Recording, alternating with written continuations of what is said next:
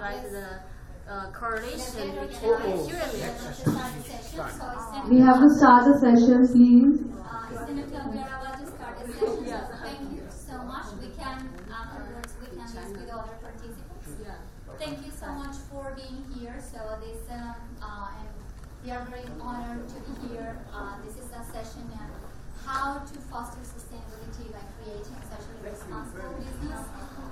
We have three wonderful speakers, and I'm going to introduce them briefly later. Rashmi Savant, she's the founder at Culture Engan, and Maggie Weber, professional speaker and author from Australia. And this is a nice coincidence because actually I lived in Australia for 8 years. I did my PhD there, so I'm very glad I'm sharing stage with Maggie. So we're going to start with, I'm going to briefly introduce my talk. So actually, well, how to create social business. I'm Isabel Franco, by the way. I introduced myself briefly. I'm a sustainability scientist, and I'm currently undertaking research at the United Nations University on sustainable development goals. I'm also the founder for eWisely. eWisely is an e-lab on women, sustainability studies and leadership. And we push global local boundaries to place women at the center of sustainability agendas. So, what is sustainability? Because everybody talks about sustainability, and we think it's a fashion, it's becoming a fashion, and it's becoming a trend. But actually, sustainability is an abstract concept, and working and doing research, and also becoming a practitioner in the sustainability field. I found, like people struggle to embrace the concept and actually to translate hard science into practice and impact.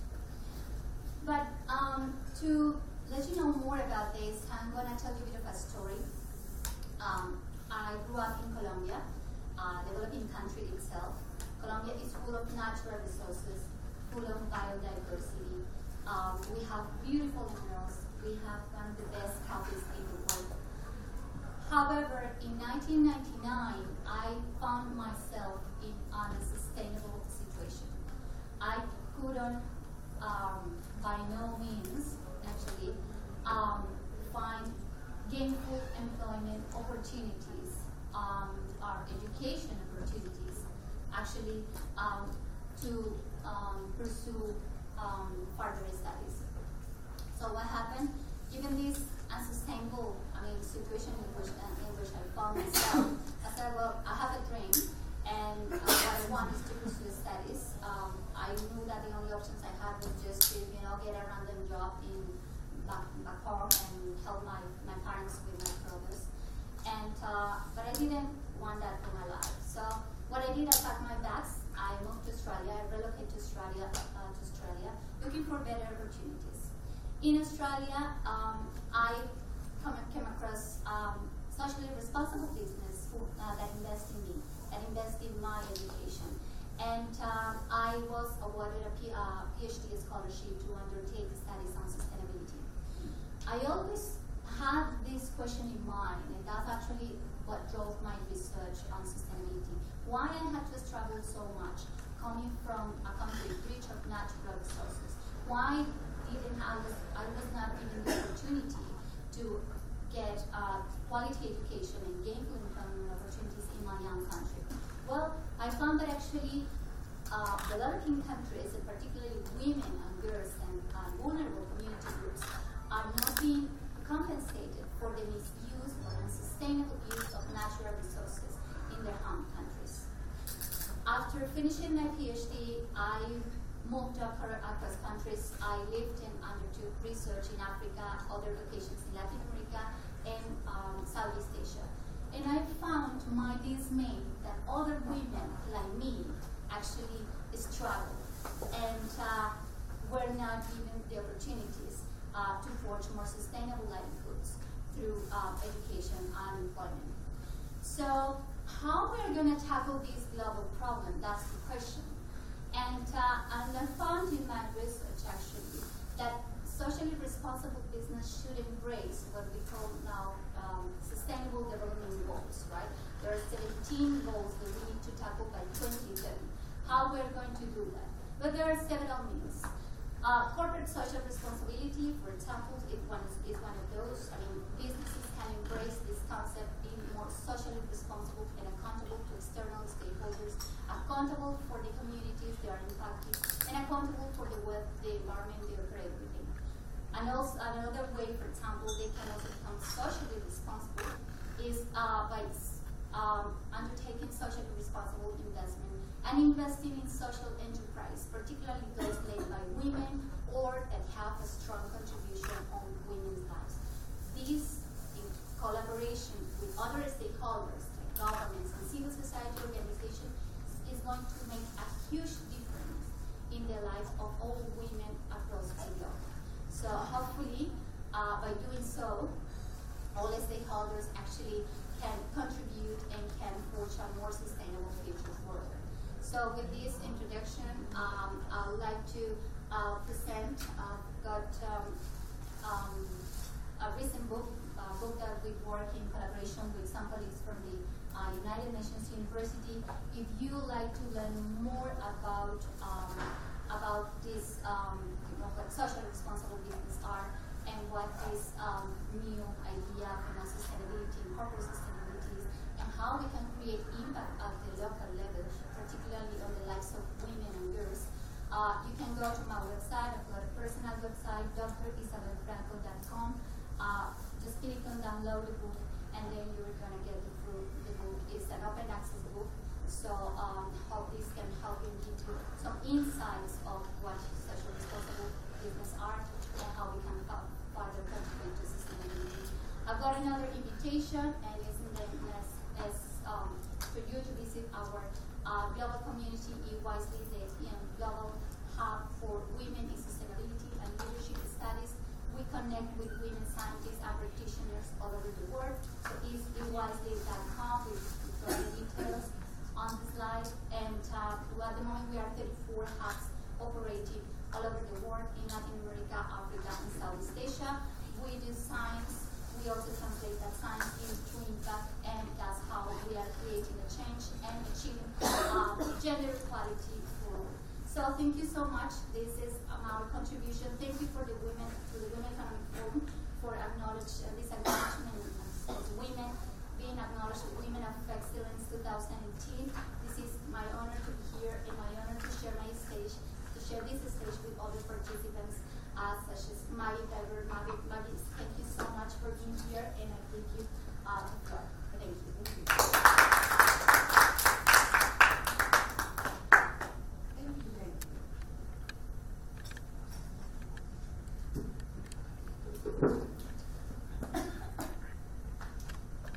Okay, so my name is Maggie Weber. I'm from Tasmania, which is a little heart-shaped island at the bottom of Australia.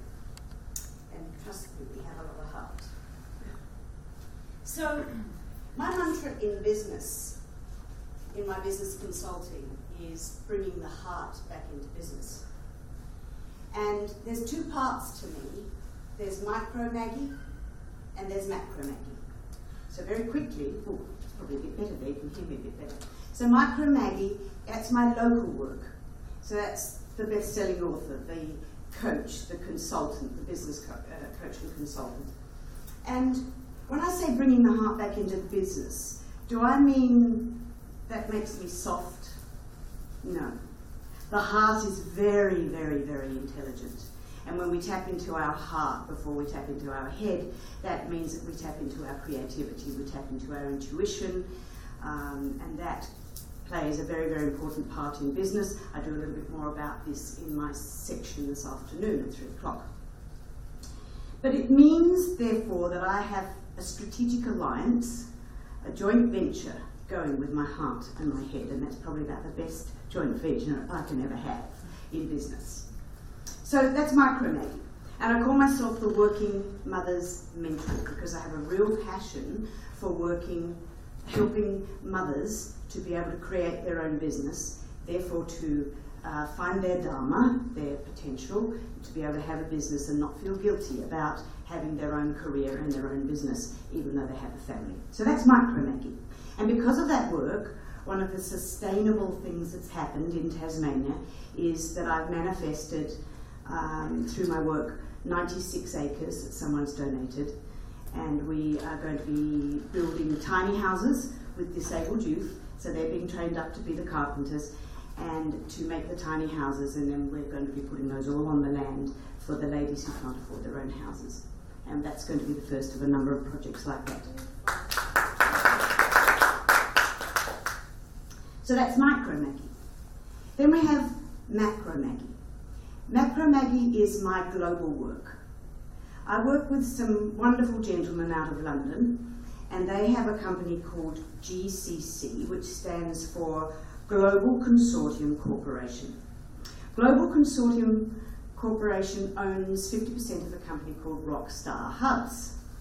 Rockstar Hubs are business coaches, entrepreneurs, and they have a lot of very high net worth clients. Now we get to the investment. So, and they train them all in investment and in investing into social entrepreneurial businesses, socially responsible businesses. And in the last 2 years, we've funded 45 businesses. And the plan is to fund another 500 in the next 5 years. But they all have to, we're not just there about making a profit. That's not the point at all.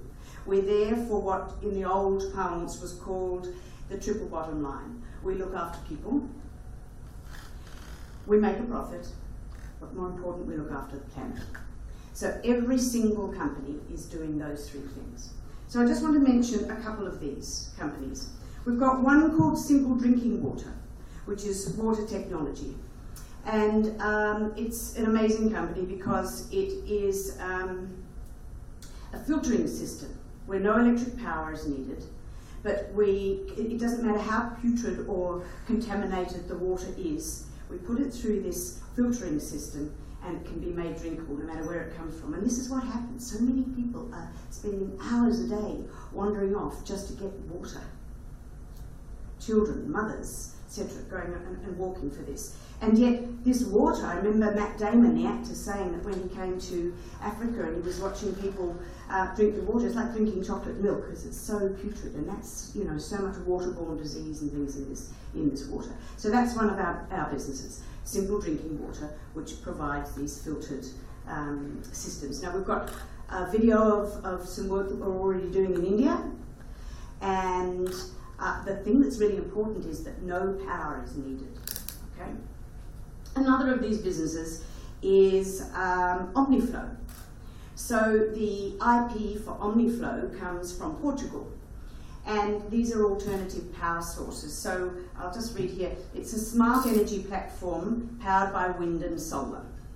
And OmniLED, who's one of their products, is an autonomous smart energy platform powered by omnidirectional wind turbines. The whole point is that it supplies power naturally in areas where there is no power, or the power is in remote areas, in urban areas where the power is, can't be really relied on, where it's like, it's itinerant. So that's another one. Another of our companies that we've invested in is TESS Building. That stands for Thermal Engineering Systems. And so with TESS Building, that's fast becoming the construction system of choice used around the world to deliver highly affordable, fast-track building solutions. Now, all this is recyclable, pH 7, so in other words, people don't even have to wear protective clothing when they're using this. It cuts down building costs by 70%, and reduces building time by 70% and building costs by 50%. And so again, we're using this. It can be used on recycled buildings, or renewing old buildings, or on building new ones. So again, this is recycling, looking after Mother Earth, saving money, creating affordable housing, all sustainable businesses. And that's another one that we've funded. And the whole idea of this is now, I let the boys in London do all of that. They find the good businesses, and then they do the funding of them. And what we do then is the profit from some of these we're putting back into our foundation. And the foundation is called Free Power and Water, so then we can now take those inventions and those amazing products, and we can now take them into certain villages, so we can provide the free power, we can provide the clean water, we can provide the microloans, and then we can help the mothers there to start their own businesses. So that's the whole idea of it. I know it's wonderful. And I just want to refer to one that we have just pulled off, one business thing we've just done in Indonesia. We've just signed a $600 million contract with the Aceh government to provide the water, to provide another system called Subway, which is a green transport system, so that this particular area, the one that was hurt the most by the tsunami, can now be the green state of Indonesia. And we're funding that, so we provided the $600 million for the Aceh government to do this. Now, why is this important to me? It's important to me not just because of the foundation where we'll be giving back, but it's important to me because, as I said, I'm the working mother's mentor. And the hardest working mother I know is Mother Earth. So we're giving back to Mother Earth. Thank you. Thank you, Maggie, for this inspirational talk and for your contribution to sustainability as well. I mean, women, we are more conscious of actually of the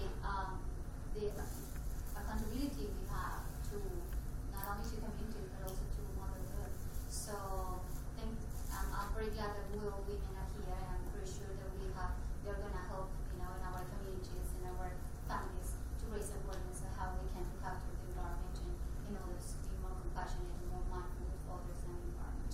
So with this, I would like to, I think we are going to leave questions at the very end, and we are going to give the floor to our next speaker, Rashmi Sawant, the founder of, I think Rashmi is not here today, okay, but we've got questions here, so we've got a question at the back.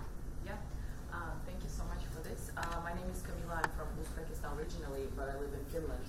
And the welfare of women in Uzbekistan and the whole post-communist world has been also troubling me, developing world. However, I see that all the gender equality initiative focused only on women creates very defensive men. So what are the sustainability in all worldwide investments into women only, girls only, if men are not educated enough to allow them to be on an equal, level playing field? So what are the ways which are tackling the SDGs? And has there been also equal gender equality where men and boys and girls are taking part in these empowerment initiatives? Yeah. Well, I told you, I'm going to show you, probably Maggie has something else to share, but from my research perspective, what I have found actually is that we women, we are in a permanent contradiction, right? And actually, as you said, when men are not being educated enough to deal with the contradiction we are living in. So I've done in research with women in STEAM and women extractive industries in mining, oil and gas. And what I found actually is that they feel a lot of pressure under this gender equality paradigm, right? So under the gender equality, we are asked to be as equal competitive as men. We are asked to be as equal assertive, and but we are not men, and we cannot compare to them. We are unique, we are women, and that's what differentiates us from them, and it's beautiful, and we have to embrace that, right? Yeah. Under the gender diversity paradigm, actually, what we have found in our research is that we women, we have been asked to be multitasking, to be more, because, we are, people say we are more multitasking, we are more careful, we are more organized. So then we are giving more responsibilities at the workplace that we should have. However, what we have found in our research is that women are not being compensated by the amount of work that they are doing. So we have found women that are doing 2 or 3 jobs at the same time, while their co-workers in the same level, they are doing just only 1 job. Right? So you see, both paradigms are contradictory: gender equality and gender diversity. Yet men don't have the understanding, what we are living in. What is the contradiction that we are experiencing? So we need more education, actually, and there is a policy group that is coming up now with some other colleagues at the United Nations University, in which actually one of the policy recommendations is to insert lectures at schools, since elementary schools, so that actually men and young guys, they can embrace the idea of how we can succeed all together, because this is not an issue only for women. I mean, this is not only a women's issue, this is only a community, a society's issue, right? And regarding the second question, you were saying that it's more about, so that's the first question. I don't know if I answered, hopefully I answered that. And regarding the second question, I don't know, Maggie, if you've got something to say about it. I think, shall I go here? If you don't mind me reading something. No. One of my favourite books is this. And I was very blessed. It's called Drawdown, the most comprehensive plan ever proposed to reverse global warming, edited by Paul Hawken. I don't know if you know Paul Hawken's work. New York Times bestseller. So he's an editor who's pulled all together these amazing, amazing researchers from around the world on these, and it's a very audacious title. This is 100 great ways to stop global warming, okay? And he said that. But the thing I like the most about this book is that it gives a business case for every single one of these solutions. Because so many people do not want to even think about going green or going sustainable, because they think they're going to lose money. But if it can be given as a business case, right, why we need to have gender equality. I don't know that I've got a bit of a funny feeling about equality. I think we're both so different. I think we need to honour, the Shiva and the Shakti and not try and be equal. That's half the challenge. But there's one I want to read here about women smallholders, smallholders of the land. And just look at some of these stats here. And this is why it's vital that we do acknowledge the part that women play. Okay, so on average, women make up 43% of the agricultural labour force, produce 60 to 80% of the food crops in the poorer parts of the world, often unpaid and low-paid labourers. They cultivate the field and field crops, tend the livestock, and grow home gardens. Most of them are part of the 475 million smallholder families who operate on less than 5 acres. Okay, so there's some stats. Now, according to the Food and Agricultural Organization of the United Nations, the FAO, if all women smallholders receive equal access to productive resources, their farm yields will rise by 20 to 30%. Total agricultural output in low-income countries will rise by 2.5 to 4%, and the number of undernourished people in the world will drop by 12 to 17%. So if we can make a business case and model it, then it makes sense to the people who are paying the bills. So that would mean that 100 million to 150 million will no longer be hungry. Isn't that huge? So we need to, therefore, look at things as a business case in that way and to be able to prove it. So this is the interesting thing, though. This is why we look at giving microloans to women. Okay, when women earn more, they reinvest 90% of the money they make into education, health and nutrition for their families and communities, compared to 30 to 40% for men. And that is because of that nurturing, team, caring energy. Women are a great Thank you.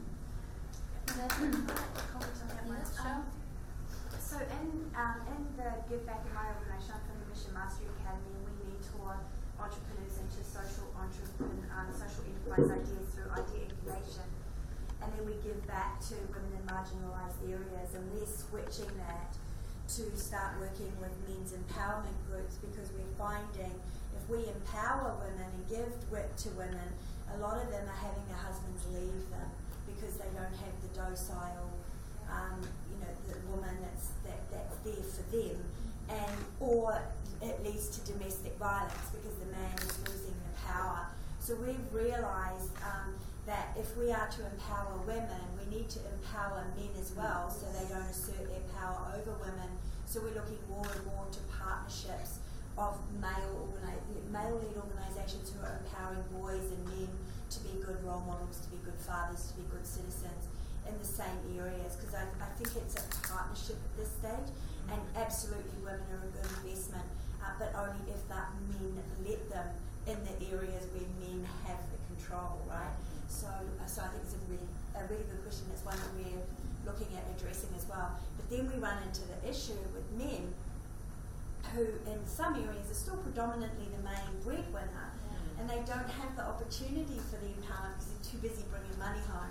So how do we help them so they've got the ability to develop themselves and empower and change and shift, and then you've got the problem they don't want to because they don't want to give up the power. So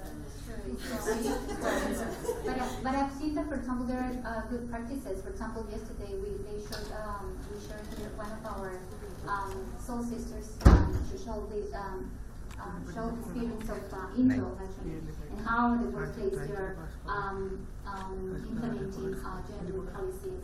And for example, at the United Nations University, where I work, actually there is a whole gender kind of workshops for men actually to engage men in the conversation. So I think it's a long process, right? But we also it's about a responsibility to collaborate with other sectors, as you said, private sector, government, civil society organizations, and social enterprises to foster gender equality and to bring everyone into the conversation, and hopefully invest in women wisely in the future coming up. So thank you all for coming up to this session, and hopefully we got insights on socially responsible business and how we can achieve sustainability, placing women at the center of sustainability agendas.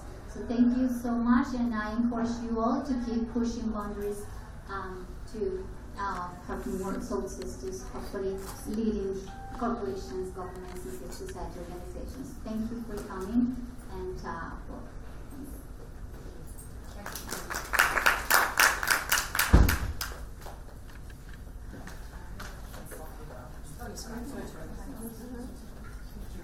okay, we are going to have a work photo, a group photo. So, yes, please.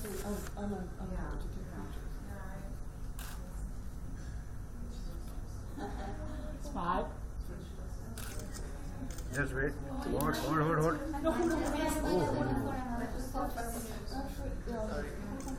Would you be so kind? Thank you.